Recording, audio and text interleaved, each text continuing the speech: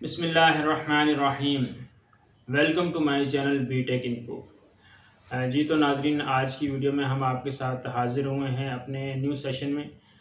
इस सेशन के अंदर आप लोगों के साथ एचएससी के हवाले से डिस्कस किया जाएगा कि जो लोग एचएससी में इंटरेस्टेड हैं, एचएससी इटसेल्फ क्या चीज़ है, एचएससी के बारे में आपको अवेयरनेस दी जाएगी कि जो लोग एचएससी की फ़ील्ड में आना चाहते हैं, एचएससी की फ़ील्ड में काम करना चाहते हैं, अपना फ्यूचर एचएससी की फ़ील्ड में बनाना चाहते हैं, उनके लिए आज ये वीडियो बनाई जा रही है। और मेरे कुछ दोस्तों की तरफ से भी रिकमेंडेशन थी कि एचएससी के हवाले से भी कुछ चीज़ें अपलोड की जाएँ ताकि हमें एचएससी के हवाले से मालूमात मिल सकें। अब आज की वीडियो के अंदर आपके साथ जो चीज़ें डिस्कस करनी है वो एचएससी के ट्रेड्स हैं, यानी आप लोग एचएससी में किन ट्रेड्स में जॉब्स कर सकते हैं और उसमें जॉब्स हासिल करने के लिए आप लोगों को कौन कौन सी सर्टिफिकेशन की ज़रूरत है। उसके अलावा आप लोगों की उस हवाले से, उस ट्रेड के हवाले से जॉब डिस्क्रिप्शंस क्या हो सकती हैं। तो चलते हैं अपने मेन टॉपिक की तरफ के टाइम वेस्ट किए बिना कि आप लोगों को जल्दी से जल्दी इन चीज़ों की मालूमात मिल जाए, फिर आप लोगों को डिसाइड करना इजी हो जाए कि हम किस फील्ड में इजीली जा सकते हैं, क्योंकि हर फील्ड के अंदर ट्रेड्स होते हैं। एचएससी की फील्ड में भी ट्रेड्स हैं, तो जो ट्रेड आपके एजुकेशन को सूट करेगा, आपके एक्सपीरियंस को सूट करेगा, उसके अंदर हम लोग क्या करेंगे, एंट्री ले सकते हैं इजीली। तो इसमें मल्टीपल ट्रेड्स हैं और हर कंपनी के अंदर, हर मुल्क के अंदर उस हिसाब से उन्होंने अपने वहाँ पर ट्रेड्स बनाए होते हैं। जैसे अब हम लोग अगर स्टार्ट से लें तो सबसे पहले स्टार्ट में एचएससी में एचएससी असिस्टेंट आता है, यानी एचएससी हेल्पर। अगर किसी भी और ट्रेड में जाएं, हम मैकेनिकल है या इलेक्ट्रिकल है या सिविल है, तो उसके अंदर उनका एक अपना हेल्पर होता है। ऐसे ही एचएससी के अंदर एचएससी असिस्टेंट होता है। एचएससी असिस्टेंट का जो रोल है वो इतना है सिर्फ कि उसने अपने सीनियर की हेल्प करनी है, अपने बॉस की हेल्प करनी है, और फील्ड के अंदर जो हमने वर्किंग करनी होती है उसमें अपने बॉस की असिस्टेंट करना है, अपने बॉस के साथ चीज़ों को ला कर देना है। और अगर वेरिफिकेशंस होती हैं, वेरिफिकेशंस करनी हैं, यानी वेरिफिकेशंस ये होती है कि हमने किसी भी एरिया में कोई मसला आ गया है तो उसको हमने कवर अप करना होता है, तो वो वेरिफिकेशन जो करता है वो एचएससी असिस्टेंट करता है। और उसके अलावा एचएससी की जितनी भी चीज़ें हैं, जैसे पीपीज़ हैं, हेलमेट्स हैं, शूज़ हैं, गॉगल्स हैं और उसके कवरऑल है, जो भी चीज़ें हैं वो सारी की सारी एचएससी असिस्टेंट ने प्रोवाइड करनी होती हैं, उसको उसका बॉस देता है। यानी उसकी जॉब सिर्फ़ और सिर्फ एचएससी के मटेरियल्स को हैंडल करना है। ये तो एचएससी असिस्टेंट की जॉब है।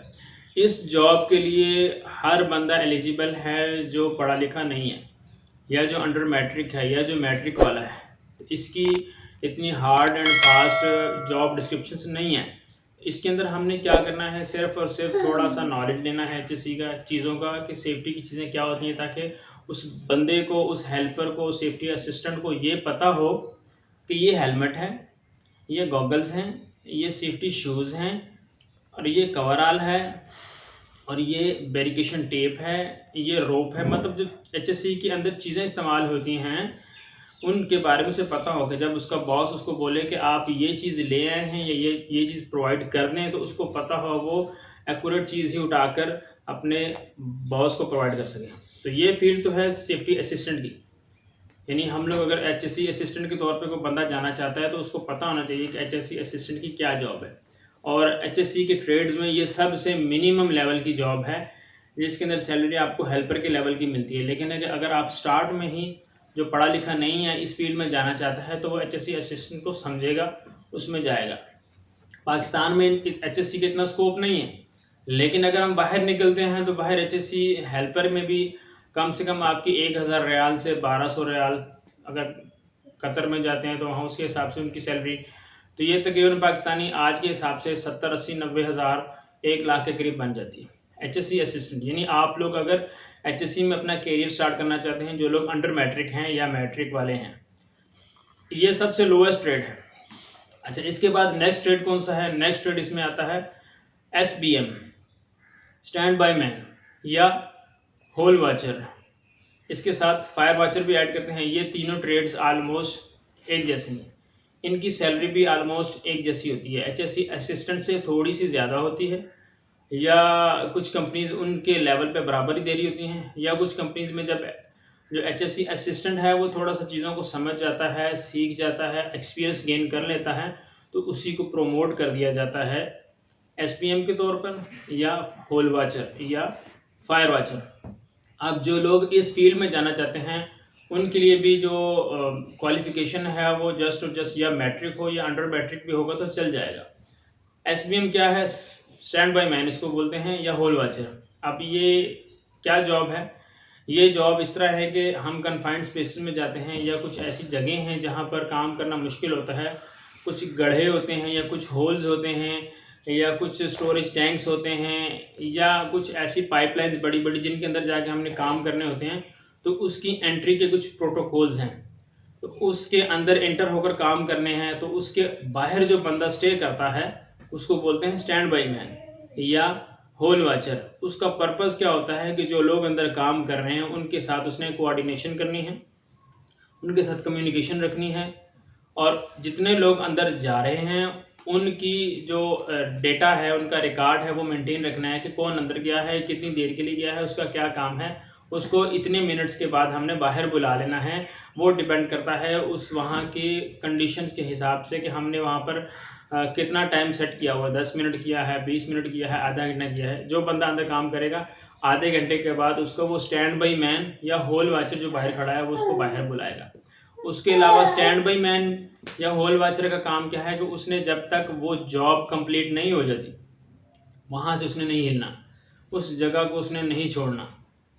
ये होल वाचर की जॉब की डिस्क्रिप्शंस हैं। ये एक ही ट्रेड है, इसको होल वाचर भी बोलते हैं, स्टैंड बाई मैन भी बोलते हैं। इसमें वो लोग अप्लाई कर सकते हैं जिनके पास मैट्रिक है या मैट्रिक नहीं भी है, लेकिन 1, 2 या 3 साल का एक्सपीरियंस है कि वो कन्फाइंड स्पेस को समझते हैं, कन्फाइंड स्पेस के हैज़र्ड्स को समझते हैं, और उसके बाद कन्फाइंड स्पेस के बारे में जो जो डिफ़िकल्टीज़ हैं या कंट्रोल मेजर्स हैं, यानी कन्फाइंड स्पेस की पूरी एक्टिविटी को समझते हैं, और उनके पास नॉलेज थोड़ा है और एजुकेशन भी थोड़ी है, तो वो इस फील्ड के अंदर अप्लाई कर सकते हैं और इस फील्ड से वो मज़ीद आगे जा सकते हैं, अच्छे ट्रेड्स में वो बूस्ट कर सकते हैं सर्टिफिकेशन ऐड करके। तो जो लोग एचएससी की फील्ड में आना चाहते हैं, सबसे पहले तो मैंने एचएससी असिस्टेंट का बताया, उसके बाद हमारे पास ये स्टैंड बाई मैन है, एसबीएम इसको बोलते हैं, या होल वाचर बोलते हैं। ये दोनों एक ही ट्रेड के दो नाम हैं। इसके अंदर भी सैलरी पैकेज 1200 से 1500 रियाल या दिरहम तक कुछ कंपनीज देती हैं, कुछ कंपनी कम देती हैं, लेकिन ये है कि ये अब टेक्निकल हम फील्ड में आ चुके हैं, तो इससे हम मज़ीद आगे जा सकते हैं और सर्टिफिकेशन करके। इसके साथ ही मैंने दूसरा ट्रेड बोला था फायर वाचर का। फायर वाचर क्या होता है? फायर वाचर यानी आग को देखने वाला। अब किसी जगह पर ऐसी एक्टिविटी हो रही है जहाँ पर वेल्डिंग है या कटिंग है या ग्राइंडिंग है, तो वहाँ पर क्या है कि आग लगने का खदशा हो सकता है, आग लग सकती है। तो उस केस के अंदर क्या होता है कि एक फायर वॉचर होता है। फायर वॉचर का पर्पस क्या है कि वो अपने पास फायर एक्सटिंग्विशर को अपने साथ रखता है।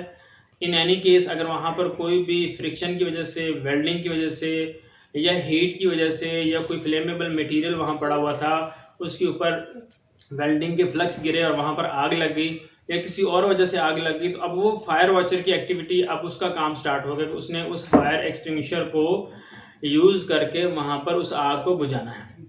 ये तो है फायर वॉचर की जॉब।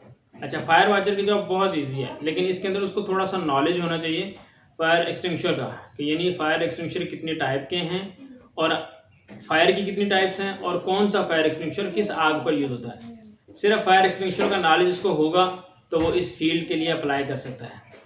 और ये भी, इसकी भी salary almost SPM, stand by man या होल वाचर के बराबर ही होती है। ये नेक्स्ट ट्रेड है एचएससी के अंदर। जो लोग मैट्रिक वाले हैं वो इस फील्ड में अप्लाई कर सकते हैं, लेकिन अगेन वही बात कहूँगा कि जब तक आप फायर वॉचर की जॉब को समझते नहीं हैं या उसकी डिस्क्रिप्शन को समझते नहीं हैं, तब तक आप अप्लाई नहीं कर सकेंगे। इसमें आप 1, 2 या 3 साल का एक्सपीरियंस बनाते हैं या समझते हैं कि आपको इन चीज़ों का पता है, तो आप इस पोस्ट के लिए अप्लाई कर सकते हैं। फायर वॉचर की शटडाउन्स में और गल्फ कंट्रीज़ में बहुत ज़्यादा जॉब्स आती हैं। होल वाचर की भी आती हैं, लेकिन होल वाचर एसबीएम से ज़्यादा फायर वाचर की जॉब्स ज़्यादा आती हैं, क्योंकि ये जर्नल जॉब है।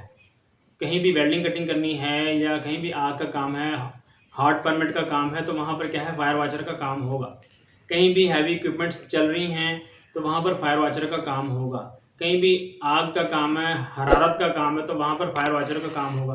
यानी एज़ कम्पेयर टू प्रीवियस जो ट्रेड्स हैं, एसबीएम होल वॉचर या एचएससी असिस्टेंट, फायर वॉचर का काम लोअर ट्रेड में ज़्यादा है।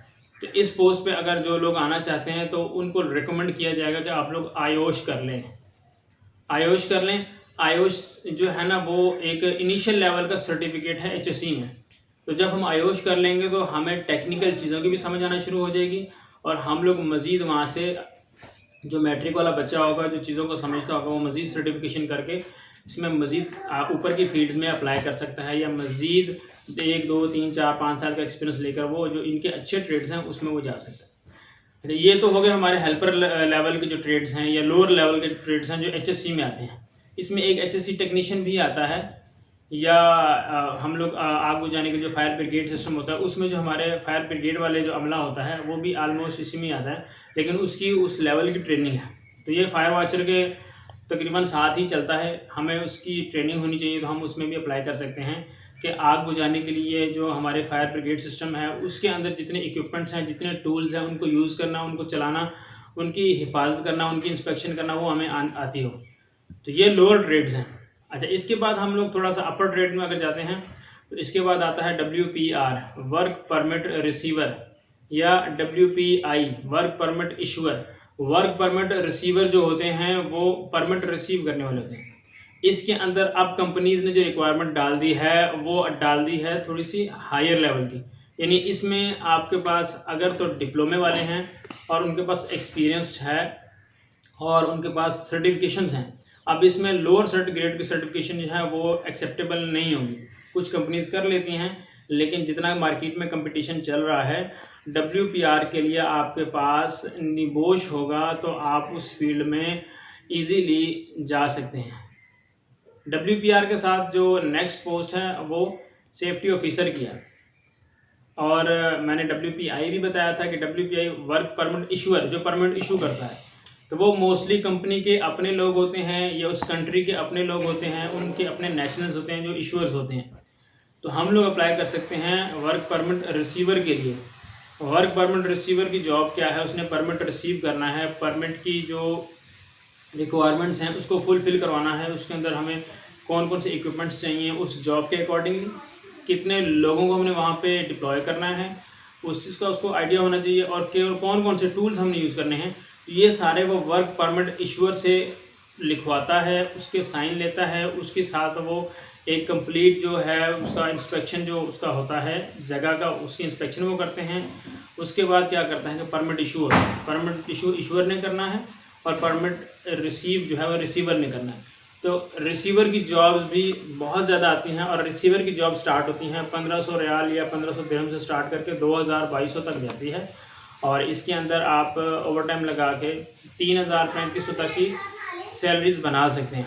परमिट रिसीवर एक अच्छा ट्रेड है, ज़्यादा टेक्निकल भी नहीं है और इसमें ज़्यादा वर्किंग भी नहीं है, लेकिन ये है कि एक रिस्पॉन्सिबल टास्क है, रिस्पॉन्सिबल एक्टिविटी है।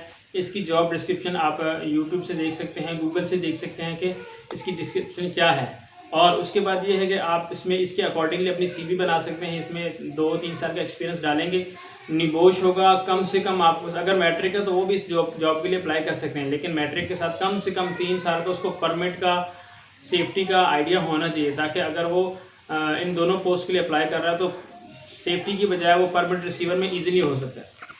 और इसमें ज़्यादातर वो लोग डिमांड करते हैं अगर उसका बाहर का एक्सपीरियंस है। अगर बाहर का एक्सपीरियंस नहीं है और उसकी एजुकेशन अच्छी है तो स्टार्टिंगली वो इस जॉब में, इस फील्ड में आ सकता है।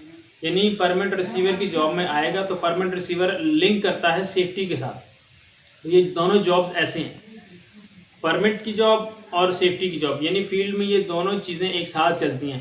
तो जब परमिट रिसीवर के लिए वो अप्लाई करेगा, मार्केट में जाएगा, तो वो सेफ्टी को भी सीखेगा, सेफ्टी को भी समझेगा, तो नेक्स्ट टाइम वो इससे नेक्स्ट लेवल पे जा सकता है। अब यहाँ पर मैंने एडिशन किया था सर्टिफिकेशन की निबोश की। हमारे पास अगर निबोश है तो WPR की जॉब के लिए भी हम अप्लाई कर सकते हैं, और इसके साथ साथ फिर जो नेक्स्ट लेवल का ट्रेड आता है वो सेफ्टी ऑफिसर है।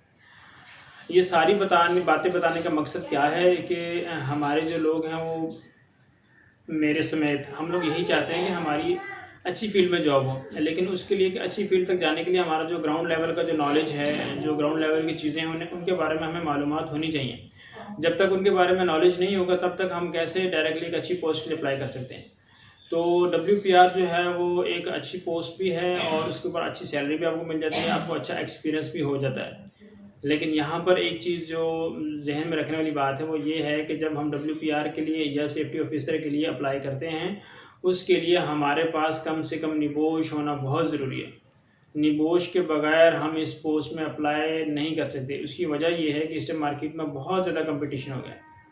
बहुत ज़्यादा लोगों ने निबोश कर लिया है, इवन कि निबोश के नेक्स्ट लेवल की सर्टिफिकेशन भी लोग इस टाइम कर रहे हैं। मार्केट के अंदर कंपटीशन बहुत हो गया है, लोग इस फील्ड को ईजी समझते हैं, ईजी है भी। और लेकिन ये कि इसके साथ साथ ये है कि ये मेंटली तौर पर इसकी बहुत ज़्यादा जो रिस्पॉन्सिबिलिटी है, इसकी डॉक्यूमेंटेशन बहुत हार्ड है, इसकी जो रिस्पॉन्सिबिलिटी है वो बहुत टफ है। तो ये सारी बातें बताने का मकसद सिर्फ़ और सिर्फ ये है कि हम लोग अपने आप को देखें कि हमारी जो एजुकेशन है, हमारी सर्टिफिकेशन है और हमारा जो एक्सपीरियंस्ड है, वो किस फ़ील्ड के लिए एलिजिबल है, हम किस फ़ील्ड के लिए अप्लाई कर सकते हैं।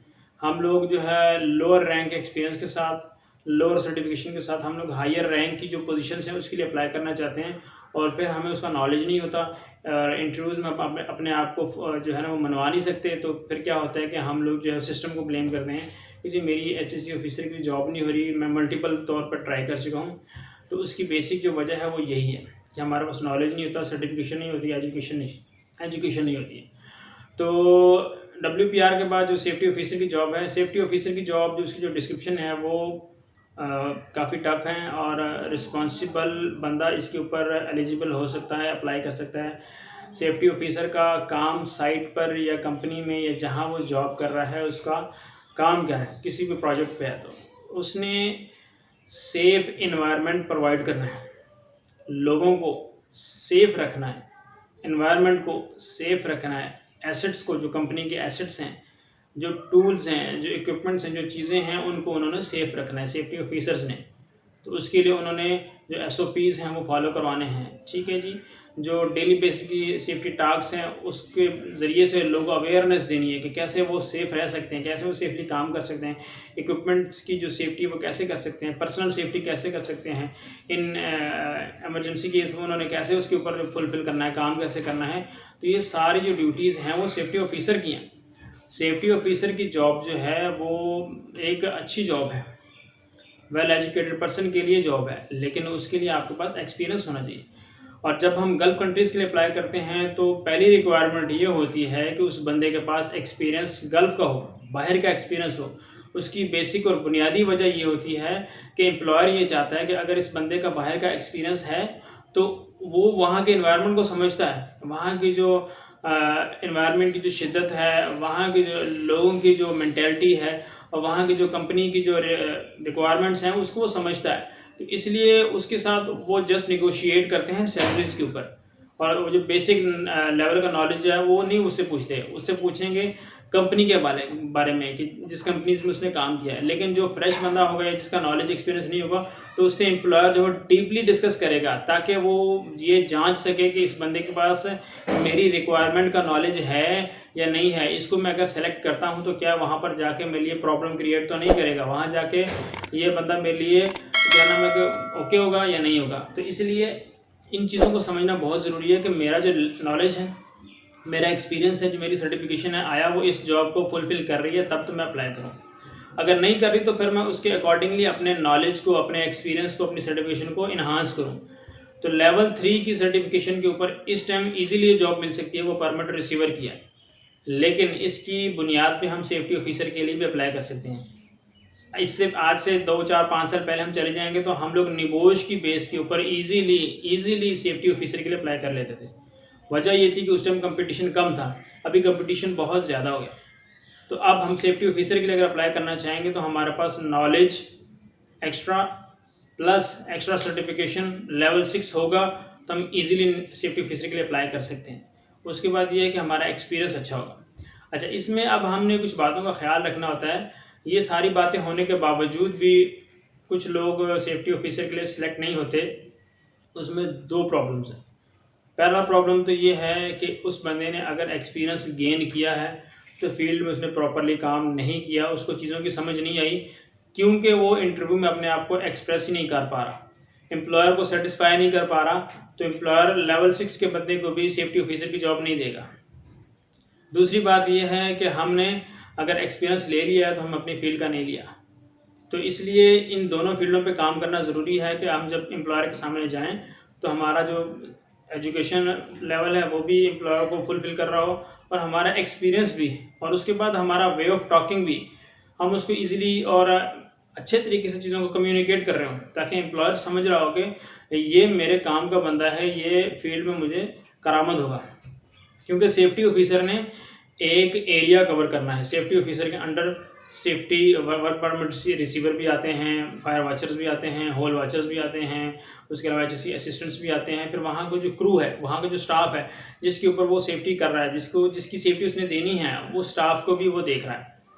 तो ये सेफ्टी की जो है ना, ये अच्छी पोस्ट है, इसकी सैलरीज भी अच्छी हैं, लेकिन इसके लिए आपके पास नॉलेज भी अच्छा होना चाहिए, क्योंकि इस टाइम पाकिस्तान में कंपटीशन बहुत ज़्यादा है और बहुत ज़्यादा लोग बेरोज़गार भी हैं। तो वो ये चाहते हैं कि हम लोग किसी अच्छी फील्ड में अपना जो है ना वो करियर स्टार्ट कर सकें। तो सेफ्टी के अंदर जो अच्छी पोस्टें स्टार्ट होती हैं वो WPR से स्टार्ट होती हैं, उसके बाद फिर सेफ्टी ऑफिसर्स हैं। इसके बाद नेक्स्ट लेवल की जॉब है वो सीनियर सेफ्टी ऑफिसर है, लेकिन सीनियर सेफ्टी ऑफिसर और सेफ्टी ऑफिसर ऑलमोस्ट मिलती जुलती हैं।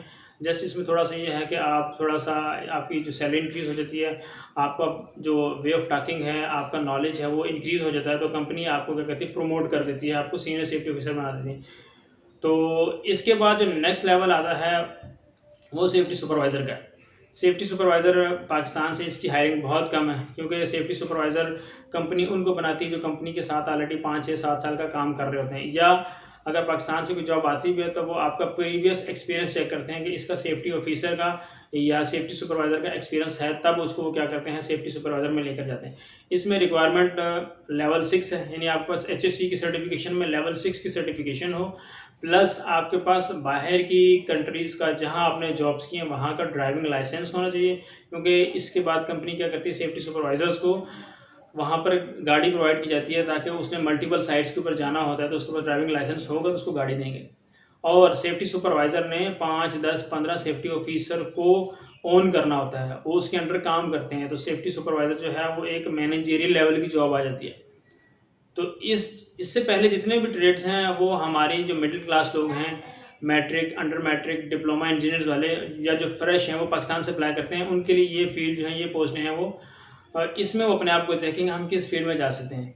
इसके बाद मल्टीपल ट्रेड्स हैं, लेकिन उस ट्रेड्स के लिए जब आपका एक्सपीरियंस सेफ्टी ऑफिसर तक आ जाएगा, आपको खुद समझ आ जाएगी कि अब मैंने किस ट्रेड के लिए अप्लाई करना है। इसके बाद फिर HSE ट्रेनर्स आ जाते हैं, उसके बाद HSE कोऑर्डिनेटर आ जाते हैं, HSE मैनेजर्स आ जाते हैं, एरिया HSE मैनेजर्स आ जाते हैं, HSE लीड आ जाते हैं और HSE एडवाइज़र आ जाते हैं।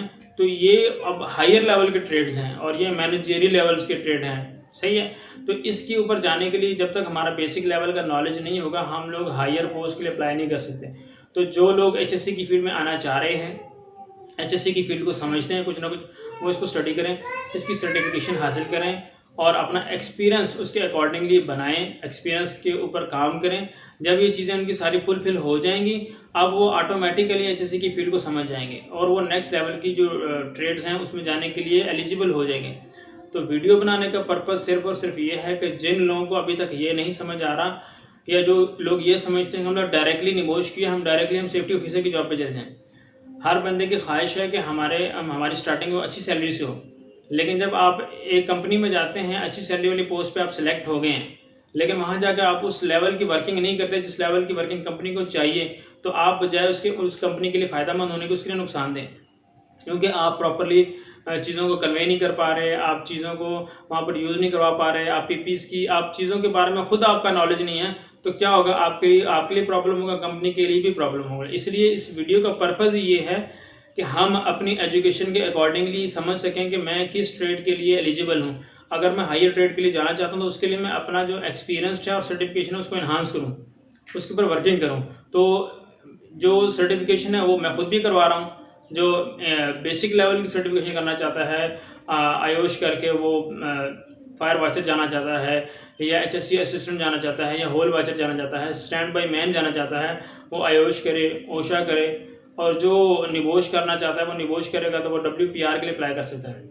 और मेरी रिकमेंडेशन यही होगी कि जो लोग या डिप्लोमा वाले हैं या इंजीनियर्स हैं, क्योंकि इस टाइम WPR को भी अच्छी सैलरीज ऑफ़र की जा रही हैं और WPR ये अच्छी जॉब है। इसके अंदर आप जो है वो चीज़ों को सीखते भी हैं, आपको चीज़ों की डॉक्यूमेंटेशन का भी पता लगता है, HSC में डॉक्यूमेंटेशन कौन कौन सी हैं और वर्किंग कैसे करनी है। तो निबोश करने के बाद इस वक्त ईजिली अगर आप किसी पोस्ट पे अप्लाई कर सकते हैं तो WPR है।